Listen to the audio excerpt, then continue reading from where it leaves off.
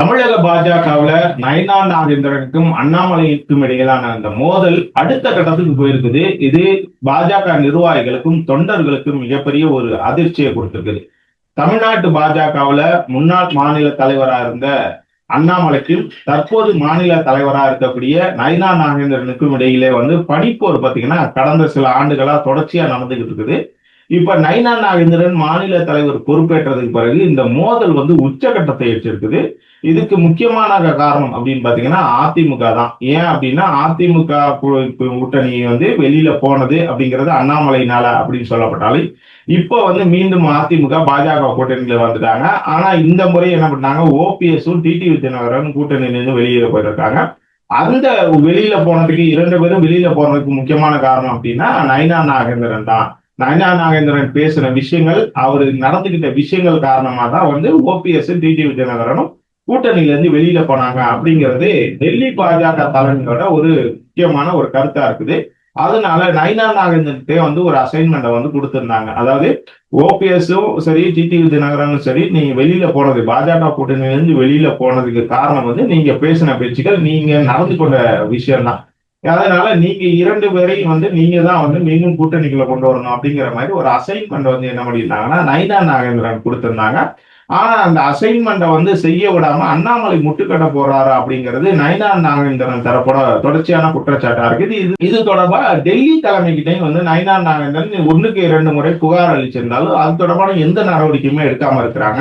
இது நம்மளுக்கான ஒரு களம் அப்படிங்கிற ஒரு அண்ணாமலை ஒரு முடிவுல என்ன பண்றாரு, இப்ப ஓபிஎஸ்ஸையும் டிடிவி தினகரனையும் நயனா நாகேந்திரன் முந்திக்கிட்டு நம்ம 2 பேரையும் கூட்டணிக்குள்ள கொண்டு வந்துட்டோம்னா டெல்லி பாஜக தலைமை கிட்ட நம்ம ஒரு நல்ல பேர் எடுத்துக்கலாம் அப்படிங்கிறது அண்ணாமலையோட ஒரு நினைப்பா இருக்குது. அதனால அவர் தொடர்ச்சியா என்ன பண்றாருன்னா, இப்ப ஓபிஎஸ் டிடிவி தினகரனோட மறைமுகமா பேசுறாரு, வெளிப்படையாகவும் சில விஷயங்களை பேசுறாரு. இந்த பக்கம் எப்படியாவது நம்ம எடப்பாடி பழனிசாமி தான் இதுக்கு முக்கியமான காரணம். இங்க ஓபிஎஸ் தொடர்பா பேசுறது, டிடிவி தினகரன் தொடர்பா நம்ம பேசுனதுக்கு காரணம்னா எடப்பாடி பழனிசாமியோட நம்ம நெருக்கம், அவர் சொன்ன சில விஷயங்களை வச்சுதான் நம்ம இப்படி பேசுறோம் அப்படிங்கறதுனால எடப்பாடி பழனிசாமி எப்படியாவது சரி கட்டிட்டோம்னா நம்ம ஓபிஎஸ்ஸையும் டிடிவி தினகரனையும் மீண்டும் கூட்டணிக்குள்ள கொண்டு வந்துடலாம் அப்படிங்கிறது நயனா நாகேந்திரனோட ஒரு இதா இருக்குது, உறுதியா இருக்கு, முடிவா இருக்குது. அதனால அவர் என்ன பண்றாருன்னா, இப்ப அவரும் மறைமுகமா ஓபிஎஸ் தரப்புகிட்ட பேசியிருக்காரு. அப்போ ஓபிஎஸ் சில விஷயங்களை சொல்லியிருக்காரு. இப்படிப்பட்ட ஒரு சூழ்நிலையில தான் நயனா நாகேந்திரன் பாத்தீங்கன்னா எடப்பாடி பழனிசாமியை சந்திச்சு பேசினாரு.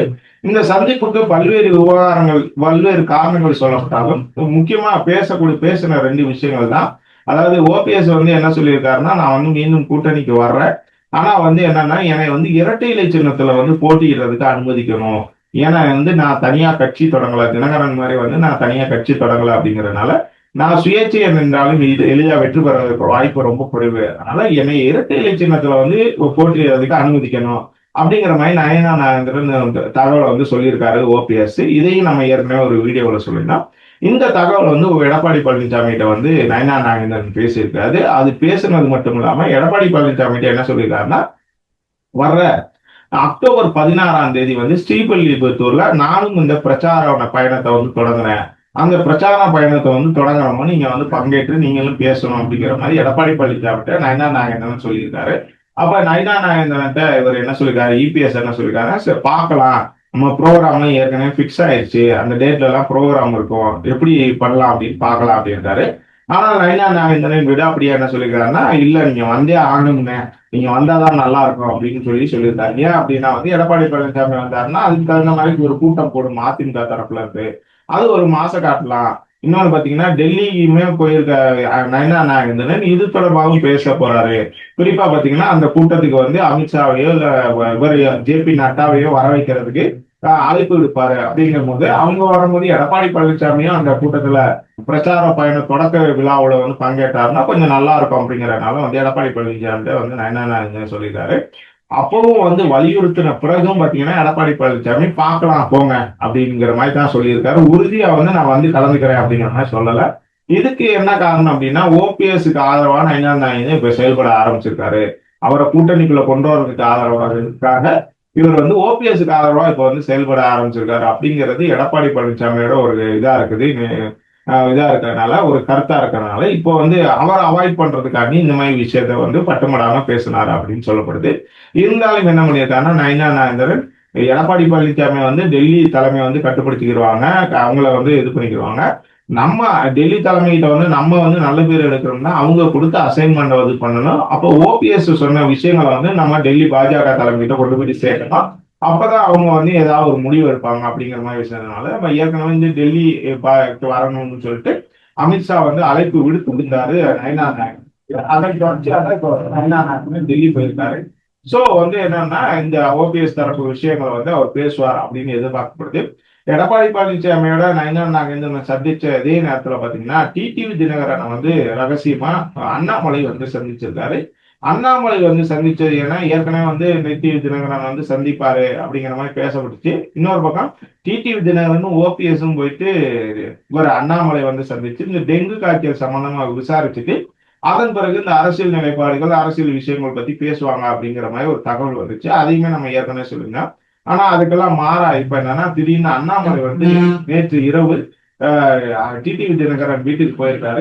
தனியா போயிருக்காரு. தனியா போயிட்டு காரை ஒரு 100 மீட்டருக்கு அங்கிட்டு நிப்பாட்டிட்டு அங்க இருந்து நடந்து போயிட்டு டிடிவி தினகரன் வீட்டுக்கு போயிருக்காரு. இப்ப டிடிவி தினகரன் வந்து இவரை வரவேற்று என்ன பண்ணுங்க 2 பேரும் வந்து இரவு உணவு சாப்பிட்டுருக்காங்க. அப்ப வந்து சில விஷயங்களை வந்து ஒரு டிடிவி தினகரன் சொல்லியிருக்காரு.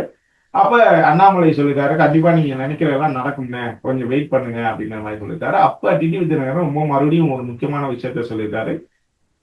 பாஜக அதிமுக கூட்டணியில முதலமைச்சர் வேட்பாளர் யார் அப்படிங்கறத நீங்க தெளிவுபடுத்துங்க. ஏன்னா ஏற்கனவே நான் சொல்லியிருந்தேன் இந்த கூட்டணிக்குள்ள மறுபடியும் நான் வரணும் அப்படின்னா கண்டிப்பா எடப்பாடி பழனிசாமி முதலமைச்சர் வேட்பாளரா இருந்தா நான் வரமாட்டேன் அப்படின்னு சொல்லியிருந்தேன். அதனால இந்த முறை வந்து ரொம்ப தெளிவா எனக்கு சொல்லிருங்க. அவர் எடப்பாடி பழனிசாமி தான் வந்து இவர் முதலமைச்சர் வேட்பாளர் அப்படின்னா என்னைய வந்து கம்பல் பண்ணாதீங்க நான் வரமாட்டேன் அப்படிங்கிற மாதிரி சொல்லியிருக்காரு. இல்லைன்னா நீங்க நினைக்கிற மாதிரி நடக்குங்க சில விஷயங்கள் நடந்துகிட்டு இருக்குது நீங்க நினைக்கிற மாதிரி நடக்கும். கண்டிப்பா நீங்க ஒன்னும் அவசரப்படாதீங்க நம்ம கூட்டணிக்கு தான் வரணும் அப்படிங்கிற மாதிரி அண்ணாமலை வந்து பேசியிருக்காரு. அது மட்டும் இல்லாம நீங்க சொன்ன விஷயங்களை டெல்லி பாஜக தலைமையிலே நான் கொண்டு போய் சேர்க்கிறேன். அது ஒரு நல்ல விஷயங்கள் தான் நடக்கும். இன்னொன்னு பாத்தீங்கன்னா ஓபிஎஸ்ஐ வந்து எப்படியா நம்ம கூட்டணிக்குள்ள கொண்டு வர்றதுக்கு வந்து நீங்க தான் உதவி செய்யணும் அப்படிங்கிற மாதிரியும் எடப்பாடி பழனிசாமி தொடர்பாகவும் சில விஷயங்களை வந்து அண்ணாமலை வந்து டிடிவி தினகரன் பேசியிருக்காரு. இதெல்லாம் கேட்டுக்கிட்ட டிடிவி சரி நீங்க ஒரு முடிவு எடுத்துட்டு நீங்க டெல்லி பாஜக தலைமையிலே பேசிட்டு ஒரு நல்ல முடிவை சொல்லுங்க. அதுக்கப்புறம் நம்ம வந்து கூட்டணி சம்பந்தமா பேசலாம் அப்படிங்கிற மாதிரி சொல்லியிருக்காரு.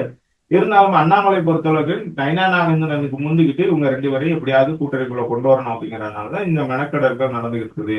இது 2 பேருக்கும் இடையில் நடக்கக்கூடிய இந்த மெனக்கடல்களுக்கு காரணம் என்னன்னா 2 பேரும் யாரு வந்து நல்லவங்க அப்படிங்கிற நாள் வந்து யார் வந்து டெல்லி பாஜக தலைமையிட்ட செல்ல பிள்ளைங்கள் அப்படிங்கறத காமிக்கணும். தங்களோட செல்வாக்கை வந்து பாஜக தலைமையிட்ட அதிகரிச்சுக்கிறணும் அப்படிங்கிறதுக்காக 2 பேரும் இந்த மாதிரியான விஷயங்கள் வந்து தொடர்ச்சியா செஞ்சுட்டு இருக்காங்க.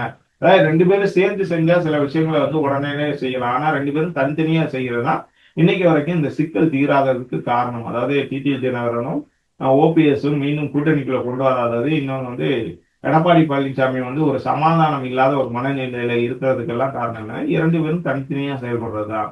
ஏன்னா இவருக்கு பின்னாடி இவர் இருக்காரு இவங்களுக்கு பின்னாடி இவர் இருக்காரு அப்படிங்கிற ஒரு இதுலதான் எல்லா 2 தரப்பும் வந்து தொடர்ச்சியா வந்து ஒரு மன மோதல்ல இருக்கிறாங்க அப்படிங்கிற மாதிரி ஒரு தகவல் சொல்லப்படுது. அதனால இந்த விவகாரத்துல டெல்லி பாஜக எந்த மாதிரி விஷயங்களை வந்து கையில எடுத்து 2 பேரும் சமாதானப்படுத்துவாங்களா இல்ல வந்து வெவ்வேறு விஷயங்களை வந்து நீங்க செய்யுங்க அப்படிங்கிற மாதிரி உத்தரவிடுவாங்களா அப்படிங்கிறத நம்ம பொறுத்து இருந்து தான் பார்க்கணும். ஆனாலும் இந்த விவகாரத்துல வந்து இந்த பிரச்சனை வந்து தேர்தல் முடியும் வரை வந்து ஓயாது அப்படிங்கிறது தான் நம்மளுக்கு தெரிஞ்ச வரைக்கும் புலப்படுது. இந்த விவகாரத்துல நீங்க என்ன நினைக்கிறீங்க அப்படிங்கிறத கமெண்ட்ல சொல்லுங்க.